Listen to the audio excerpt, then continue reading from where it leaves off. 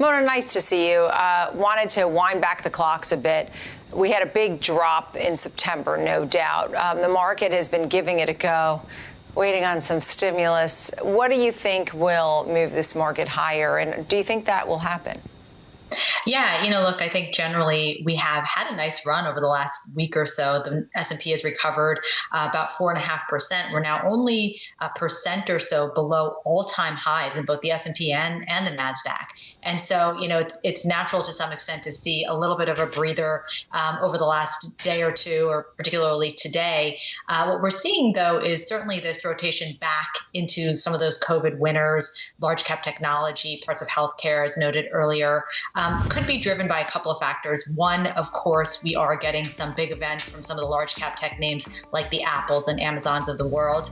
Two, we're also seeing a little bit worsening in the virus trends, especially here in the US, with upticks in cases, upticks in hospitalizations, although we're not yet seeing upticks in the death rate, which could be encouraging thus far. And, keep in mind, as we move forward, we'll get through election season, of course, perhaps some volatility around there. But our overall view is that as we head towards 2021, there are some underlying supportive factors, ongoing support from the Fed, ongoing fiscal stimulus, likely, whether it's before elections or after. And then, of course, this recovery in 2021, the recovery story led by a rebound in growth in earnings, perhaps by those cyclical sectors that we noted earlier. And so we're certainly thinking about, as we get through this period of volatility, using that as a tactical opportunity to layer in some cyclical exposure, perhaps even some non-US exposure.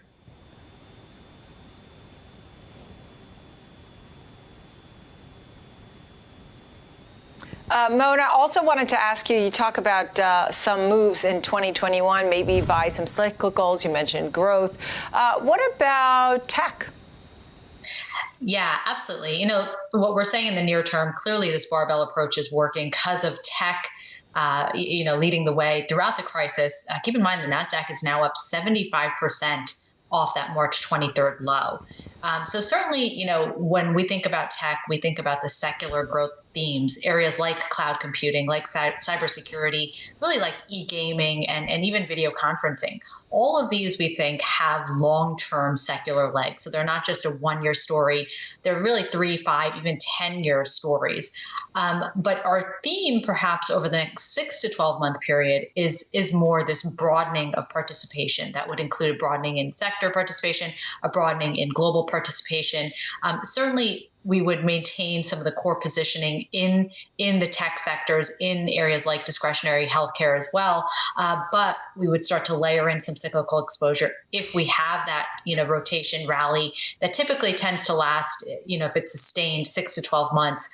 If we get that, we certainly want to have some exposure there over the next 6 to 12-month period. Right. So in the takeaway, when you walk away and you look at everything going on, you used the word layering. What would you do here? I mean, we're going to have all the latest details from the Apple event. Everybody's all hot on Tesla. Are you going to layer in different? Are you doing all the sectors over the next 6 months? Are you just going to put in a little? Is that how you plan on doing it?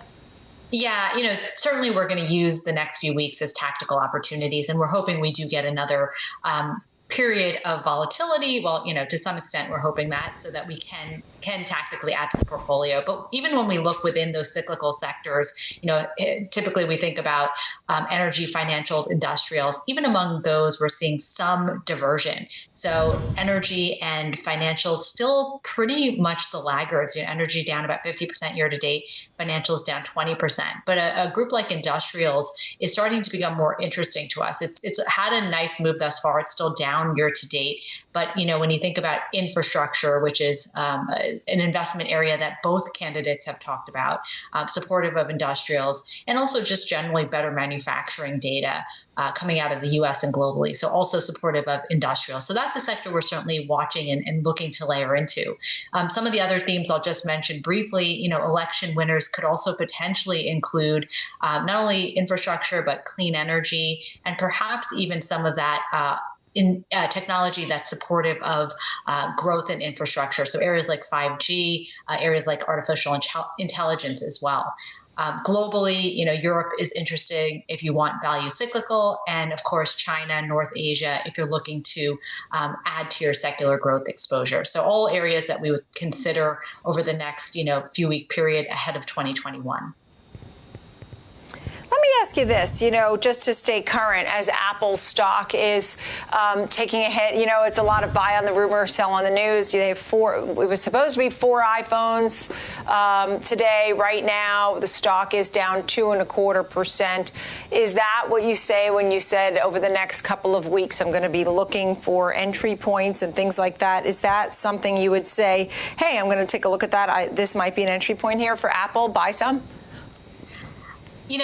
Certainly Apple is exposed to a theme that we really like, which is 5G technology. And so I think from that perspective, perhaps not only on the front end as a smartphone seller, but when you look on the back end, the semiconductors involved in that technology also could be interesting, the component players largely. And so I think you could actually use any volatility around this Apple news as potential entry into certainly a sector that we think has some legs over the next 12 months.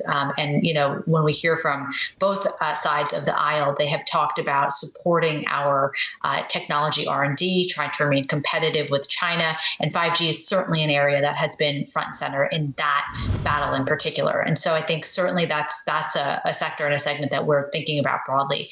But yes, to your point, more broadly, I do think whether it's today or as we get closer to elections, we'll have some opportunities to tactically make some positioning moves in portfolios.